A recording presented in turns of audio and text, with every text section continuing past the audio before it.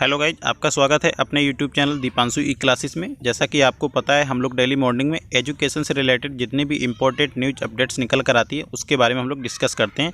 तो वीडियो को इसके बिल्कुल मत कीजिएगा, वीडियो को अंत तक देखिएगा और चैनल पर पहली बार आए हैं तो चैनल को सब्सक्राइब जरूर कर लीजिएगा।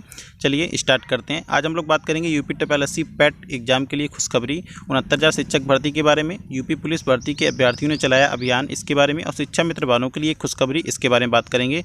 और जो सेमेस्टर की परीक्षाएं हैं वो 14 से 26 तक होने की तैयारी चल रही है, इसके बारे में भी हम चर्चा करेंगे।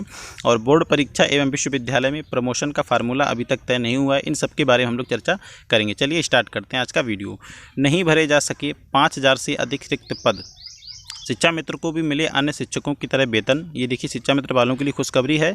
इसमें लिखा, प्रयागराज अखिल भारतीय प्राथमिक शिक्षक संघ ने प्रदेश में कार्यरत शिक्षा मित्र संविदा शिक्षकों को जून माह का मानदेय और शिक्षकों की समान नौकरी एवं वेतन दिए जाने की मांग को लेकर मुख्यमंत्री को पत्र भेजा।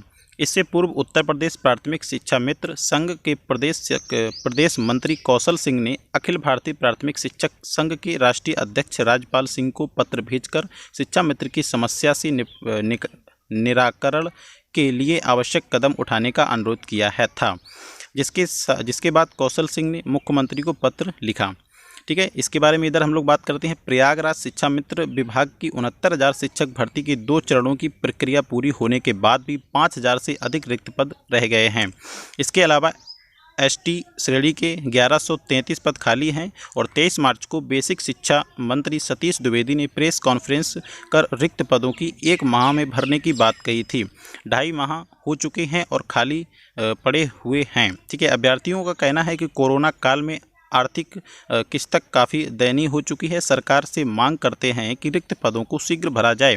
उधर 69,000 शिक्षक भर्ती से जुड़े एक अन्य मामले में आरक्षण के मामले को लेकर सरकार की ओर से राष्ट्रीय पिछड़ा वर्ग की अंतरिम रिपोर्ट पर जवाब ने दिया जाने रिपोर्ट अभ्यर्थी परेशान हैं और उन्होंने राष्ट्रपति एवं राज्यपाल को ईमेल के माध्यम से पत्र भेजकर शिकायत दर्ज कराई है। अभ्यर्थियों का दावा है कि OBC वर्ग की 5,844 सीटें अनारक्षित वर्ग को दे दी गई हैं। मांग की गई है कि OBC अभ्यर्थियों की उनके लिए आरक्षित सीटों की अपेक्षा भर्ती की जाए। राष्ट्रपति एवं राज्यपाल को पत्र लिखने वालों में अंजू गंगवार, अभय सिंह यादव, राजेश चौधरी, मनोज प्रजापति, मनोज चौरसिया, राजेश चौधरी, मनोज प्रजापति आदि शामिल हैं। तो ये न्यूज़ थी, इसके बारे में आपको मैंने जैसा बताया। इसके बाद में हम लोग बात करते हैं, ये एक official Uttar Pradesh UP government की एक ऑफिशियल वेबसाइट है और वहाँ से हमने इसको स्क्रीनशॉट लिया है। ये संडे 6 जून 2021 की न्यूज़ है, जैसे कि आप लोग देख भी पा रहे होंगे। यूपी TPSSC प्रारंभिक अर्हता परीक्षा से पहले खत्म करेगा बैकलॉग। ठीक है, इसमें हम लोग पूरा इसको पढ़ लेते हैं एक बार। उत्तर प्रदेश अधीनस्थ सेवा चयन आयोग यूपी TPSSC प्रारंभिक अर्हता परीक्षा से पहले अपने सारे बैकलॉग खत्म कर लेना चाहता है। आयोग के चेयरमैन प्रवीण कुमार ने इस संबंध में आयोग के आधिकारिक निर्देश दे दिए हैं। आयोग प्रत्येक 10 से 15 दिन पर एक रुके हुए भर्ती परिणाम जारी करना चाहता है, जिससे प्रारंभिक अर्हता परीक्षा के बाद होने वाली नई भर्ती तेजी से पूरी हो सके। इसके बाद लिखा है, अधीनस्थ सेवा चयन आयोग ने करीब 10 भर्ती परीक्षाओं का परिणाम रुका हुआ है। इसके चलते पात्रों को नौकरियां नहीं मिल पा रही हैं और आयोग के ऊपर भी इन परीक्षाओं का परिणाम जारी करने का दबाव है। कोरोना संक्रमण के चलते आयोग का कामकाज भी प्रभावित हुआ है। ना तो समय से परीक्षा हो पा रही हैं और ना ही भर्ती परिणाम जारी हो पा रहे हैं। यूपी में विधानसभा चुनाव की अधिसूचना साल के आखिरी तक जारी होना है। अधिसूचना जारी होने के साथ ही आचार संहिता लागू हो जाएगी। आचार संहिता के चलते नई भर्ती नहीं हो पाएगी, इसीलिए आयोग चाहता है कि रुकी हुई भर्ती जल्द पूरी हो जाए। इसीलिए भर्ती परीक्षा परिणाम बनाने के लिए दिशा में काम शुरू कर दिया गया है। आयोग के चेयरमैन प्रवीण कुमार कहते हैं कि उनका मकसद पारदर्शी तरीके से भर्ती प्रक्रिया को पूरा करना है। गैर विवादित भर्तियों के परीक्षा परिणाम बनवाने की दिशा में काम शुरू कर दिया गया है, जिससे प्रारंभिक अर्हता परीक्षा यानी कि PET से पहले सभी के परिणाम जारी कर दिए जाएंगे। यानी कि जब तक PT का एग्ज़ाम, जैसा कि आप लोगों को पता है, PT का जो एग्ज़ाम है वो सितंबर माह में करवाने की तैयारी चल रही है। तो आप लोग समझ लीजिए, ये समझिएगा कि जितने भी एग्जाम्स अभी तक रुके हुए हैं उन सब का रिजल्ट सितंबर से पहले आने के चांस हैं, क्योंकि इन्होंने साफ तौर से कह दिया है कि इससे पहले प्रारंभिक अर्हता परीक्षा सभी के परिणाम जारी कर देगा। ठीक है, इसके बाद अगली न्यूज़ है सिपाही भर्ती को लेकर। यूपी पुलिस भर्ती के अभ्यर्थियों ने चलाया पत्र अभियान। इसको पूरा पढ़ लेते हैं। प्रयागराज सिपाही भर्ती 41,520 के अभ्यर्थियों ने अपनी नियुक्ति की मांग के समर्थन में पत्र अभियान शुरू किया। सभी अभ्यर्थी मुख्यमंत्री उत्तर प्रदेश, मुख्यमंत्री, राज्यपाल, डीजीपी व संबंधित अफसरों को पत्र भेजकर नियुक्ति की मांग कर रहे हैं। इससे पूर्व उन्होंने यूपी 41,520 रिक्त पद भरे नाम से ट्विटर पर अभियान चलाया। सिपाही भर्ती में शामिल अभ्यर्थी रिंकू मौर्य ने बताया कि सिपाही भर्ती 2018 में 41,520 पदों की नियुक्ति होनी थी। लिखित परीक्षा, दस्तावेज सत्यापन, शारीरिक मानक परीक्षा और दक्षता परीक्षा के बाद 4 चरणों में कुल 55,444 अभ्यर्थी सफल हुए थे, लेकिन 3,628 पदों पर ही नियुक्ति की गई। आरोप लगाया कि 13,924 ऐसे अभ्यर्थी जिन्होंने चारों चरण में सफलता हासिल की, उन्हें नियुक्ति नहीं दी गई। अभ्यर्थियों ने भर्ती बोर्ड और सरकार को कई बार लिखित आगमन कराया, धरना दिया और पुलिस की लाठी भी खाई। बावजूद इसके समस्या का समाधान नहीं हुआ और भी उन्होंने यहाँ पे आपको समझ में नहीं आ रहा है, उन्होंने हाई कोर्ट में रिट भी की थी। ठीक है, ऐसे में अपनी बाल शासन तक पहुंचाने के लिए सोशल मीडिया के बाद अभियान पत्र छेड़ा है। अभ्यर्थियों में रिंकू मौर्य, अजीत स्पेशल, संदीप यादव आदि अभियान चला रहे हैं। तो उन छात्र जो 2018 में भर्ती निकली थी 41,520 की, उसके बारे में नियुक्ति पत्र के लिए ये लोग अभियान चला रहे हैं। तो चलिए इसके बाद अगला है, इस बार भी लेट होगा उच्च शिक्षा का सत्र। बोर्ड परीक्षा में प्रमोशन का फार्मूला तय नहीं हुआ है। ठीक है, इसको हम लोग पूरा पढ़ लेते हैं। कोविड संक्रमण के कारण पिछले साल की तरह भी इस बार भी उच्च शिक्षा संस्थानों का नया सत्र भी कम से कम 2 से 3 महीने लेट होगा, क्योंकि अभी इंटर से लेकर स्नातक तक की परीक्षा प्रमोशन को लेकर स्थिति स्पष्ट नहीं है।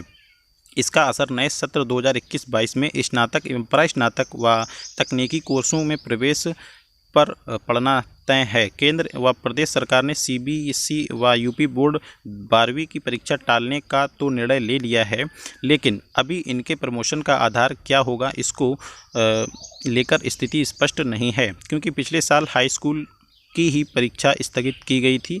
जब तक इंटर के प्रमोशन का फार्मूला तय नहीं होगा, इसका परिणाम जारी नहीं होगा। विशेषज्ञों के अनुसार इसमें से 1 महीने से कम समय नहीं लगेगा। इसके बाद ही अगस्त सितंबर में बीबी कॉलेज में प्रवेश हो सकेंगे। ठीक है, हालात ये हैं कि मार्च में प्रवेश आवेदन प्रक्रिया शुरू करने वाले लखनऊ विश्वविद्यालय ने अपने यहाँ प्रवेश आवेदन की तिथि दूसरी बार 30 जून तक बढ़ा दी है, क्योंकि बिना इंटर के परिणाम के प्रवेश संभव नहीं है। जब तक इंटर का रिजल्ट नहीं आएगा तो प्रवेश संभव नहीं है। ऐसा लखनऊ विश्वविद्यालय ने अपने यहाँ प्रवेश की तिथि को बढ़ा दिया है, 30 जून तक कर दिया है। इसके बाद में अगली न्यूज़ हमारी क्या है, ये भी एक स्क्रीनशॉट है जो कि यूपी गवर्नमेंट जॉब की ऑफिशियल वेबसाइट से मैंने इसको स्क्रीनशॉट लिया है। शिक्षा मित्रों को जून माह में मिलेगा, इसको जूम कर लेते हैं थोड़ा। देखिए, शिक्षा मित्रों को जून का मानदेय नहीं मिलेगा, लेकिन ड्यूटी पूरी करनी पड़ेगी।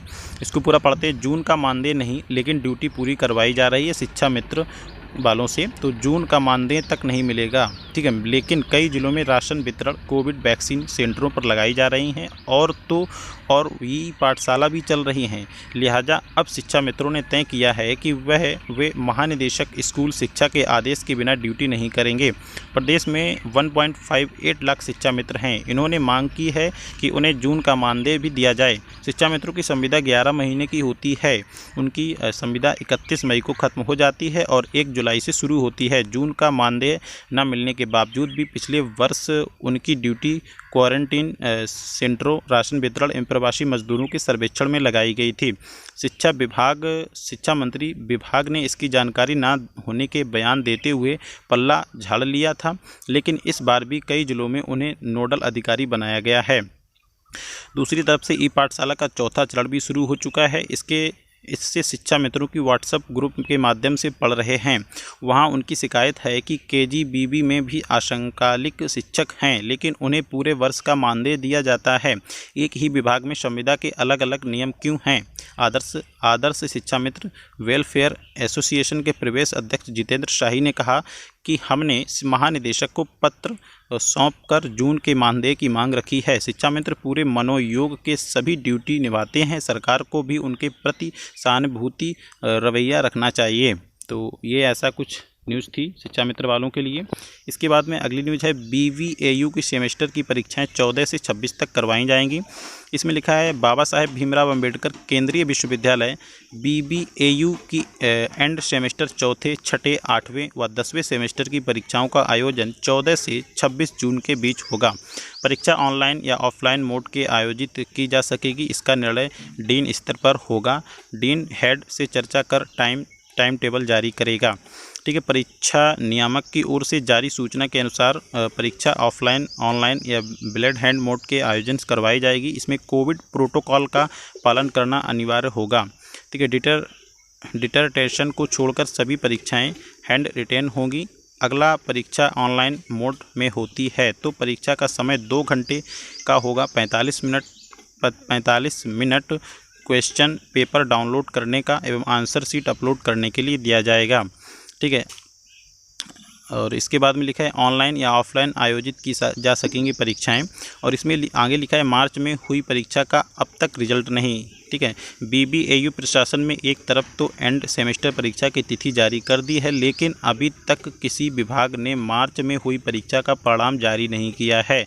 परीक्षा नियंत्रक ने 31 मई को सभी विभागों को पत्र लिखकर एक पत्र भेजकर 1 सप्ताह में मार्च में हुई परीक्षा के परिणाम भेजने को कहा था, लेकिन मार्च में परिणाम के बाद से कोविड संक्रमण के कारण वे भी बंद करना पड़ा था। वहीं अब कोविड प्रोटोकॉल के साथ आवश्यकता कार्य करने की अनुमति दी गई है, लेकिन अभी तो आधिकारिक विभाग ने खुल रहे हैं, जिसका असर कम ही पड़ रहा है। इसके बाद हम लोग बात करते हैं, बस आज के लिए इतना ही था। और मैं आपसे एक बात ज़रूर करना चाहता हूँ, प्रतिदिन सुबह एजुकेशन से संबंधित न्यूज़ इन्फॉर्मेशन अपडेट पाने के लिए आप हमारे चैनल को सब्सक्राइब जरूर कर लीजिएगा और अपने दोस्तों के साथ व्हाट्सएप, फेसबुक, ट्विटर, इंस्टाग्राम पर सभी को शेयर जरूर कीजिएगा। और अगर अभी तक आप हमारे सोशल साइट्स जैसे टेलीग्राम, फेसबुक, ट्विटर, इंस्टाग्राम और व्हाट्सएप ग्रुप से नहीं जुड़े हैं तो लिंक नीचे डिस्क्रिप्शन बॉक्स में दिया हुआ है, आप वहां से जाकर वहां से ज्वाइन कर सकते हैं। और आपको वीडियो कैसा लगा है आप दिल से लाइक करके बताइएगा और जो आपकी दिल में आ रहा हो अच्छा सा कमेंट एक जरूर कीजिएगा। तो चलिए मिलते हैं नेक्स्ट वीडियो के साथ, तब तक के लिए जय हिंद, जय भारत।